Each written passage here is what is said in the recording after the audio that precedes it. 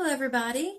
If this is your first time joining me and you don't know who I am, I'm Deanna Sellers of Primitive Fringe Upcycle Clothing, and today I want to talk to you about reinforcement stitching, or back stitching some people might call it.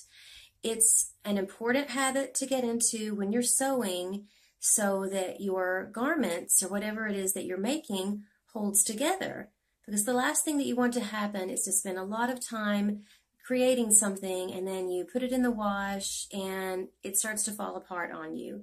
That's not a good thing. So let's keep that from happening. Let's learn about reinforcement stitching and how to do it and the importance of it. So let's do it.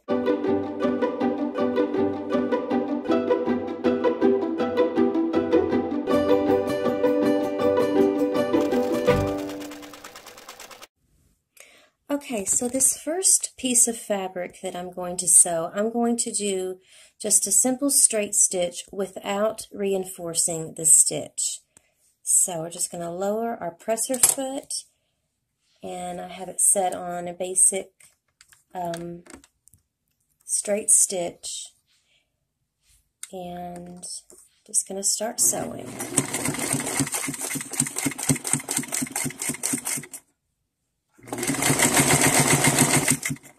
Okay, so I did not reinforce when I started the stitching, and I did not reinforce when I ended.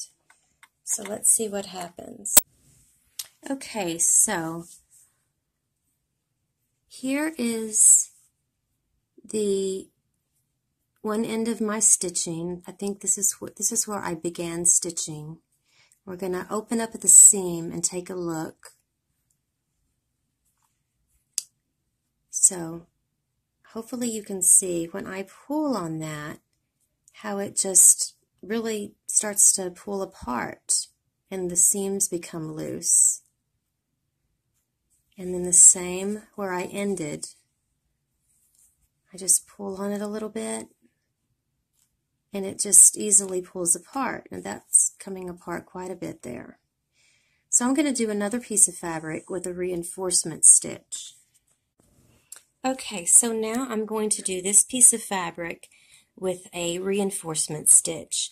And how I'm going to do that is I'm simply going to use my reverse button on my machine when I start sewing, or before I start sewing. I'm just going to push that down and sew, and it's going to reverse. It's going to sew backward.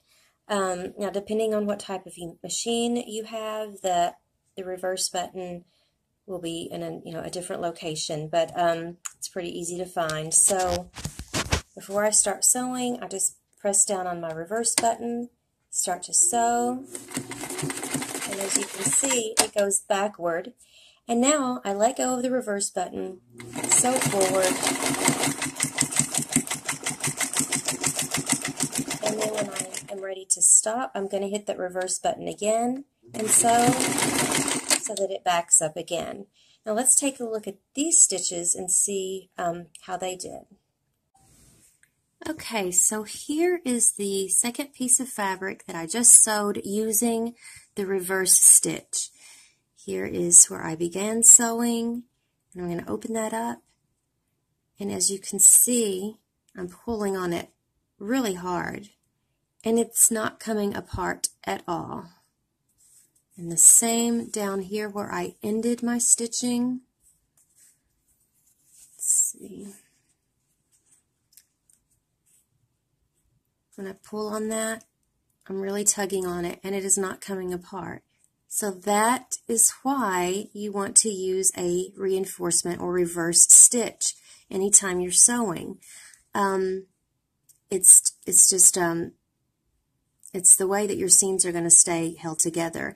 Now, if you have a machine that has a lot of bells and whistles, most of the newer machines may have them. I'm not sure. I sew on a vintage machine, so my machine does not have this. But a lot of the newer, more pricey machines will have it a reinforcement stitch built into it, so the computer knows when you stop sewing to put in like an extra little loop stitch.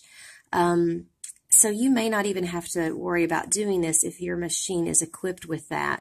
So I hope that's helped you have a better understanding of what reinforcement stitching is. I'm always talking about it in my upcycled sewing tutorials, so I just thought it might be a good idea to do a little tutorial on it, just in case people didn't know exactly what that meant.